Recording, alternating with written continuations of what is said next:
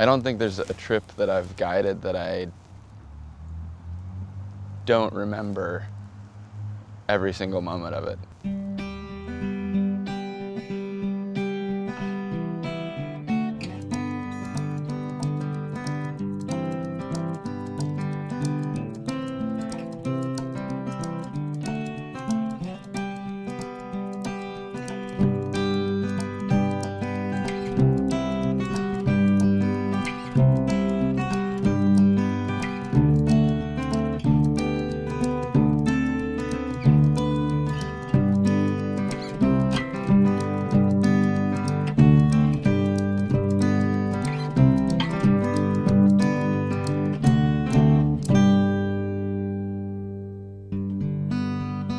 I get most excited to head back into the season to get back to places that I love and get back to places that are beautiful. I can still think back to that first trip that I did in Costa Brava, and if I close my eyes, I can remember what it felt like to be riding those winding roads. So maybe that's what it is that binds us all together. We're all like experience junkies. From very first moment when I meet the guests and I start talking, they're like, oh, where is your accent from? So they want to know the story, like where I'm from and how I became track travel guide. I was doing grad school and thought I was going a totally different direction. Next thing you know, I'm guiding again, doing everything I love.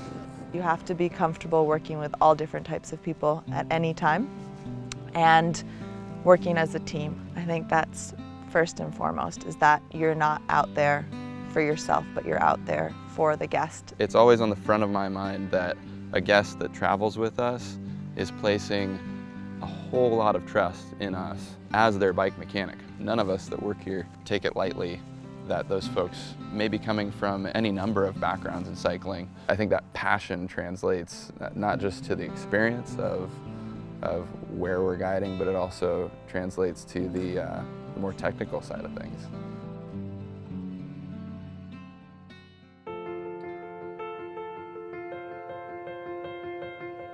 I think riding your bike is the best way to see the world. You can just feel it, you can smell it, you can stop whenever you want to, and I just really think it's the best way to get to know different country, different culture.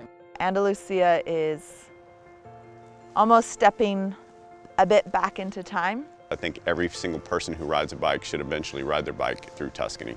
The culture of flamenco and the culture of tapas and Vino, cappuccino, gelato, I mean, the list just goes on. And then throw in these pueblos blancos, these tiny white villages on the countryside. And you get to the first town, it's like, oh wow, this is really cool. It's medieval town, it's so nice. Then you go to the next one like, wow, this is even better. Like, how can get better? And then you get to the cathedral, it's like, wow, this is incredible. It's pretty much like riding a bike in a postcard. Throw in amazing griffin vultures that swoop down right next to you as you're riding your bike. Next to Incan ruins at the base of this 20,000 foot volcano with a glacier on it in the equatorial Andes, it pretty much blew my mind.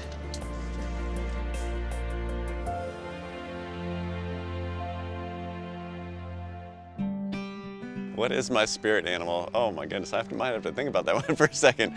I'd love to say honey badger, but that probably is not true. My favorite type of wine is the wine currently in my glass. No.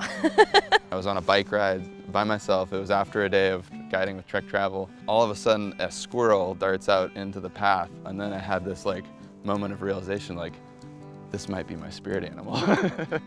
My co-guides are some of the coolest people I know. You want to experience the culture and you want to be on a bike, and all of those things combined, it's just so cool to have a job like that where at some point during the day you're just, wow, overjoyed just that you're there. It just kind of makes me a better person, hanging out around these people.